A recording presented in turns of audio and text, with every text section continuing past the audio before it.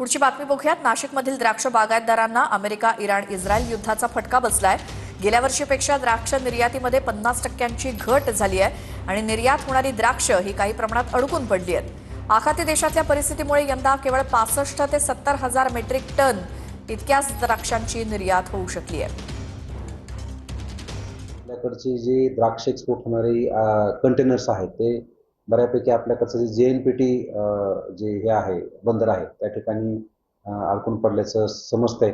त्याच्या दृष्टीने जर ओव्हरऑल आपण बघितलं तर द्राक्षाला जे आखाती देशात द्राक्ष जाणार होते ते प्लस आपल्याकडे कांदा काही प्रमाणामध्ये आखाती देशात जातो तो असेल आणि भाजीपाला आपल्याकडचा ज्याच्या माध्यमातून जे थोडक्यात मुख्य जो आखाती देशात जाणारा हा काय भाजीपाला कांदा आणि द्राक्ष आहे त्याच्यावर थोड्या बहुत प्रमाणात आपल्याकडे परिणाम झालेला आहे। परंतु आत्ताची सिच्युएशन बघितली तर निश्चितपणे त्याच्यावर सुद्धा तोडगा निघेल आणि निर्यात जी आहे ती पूर्ववत होईल।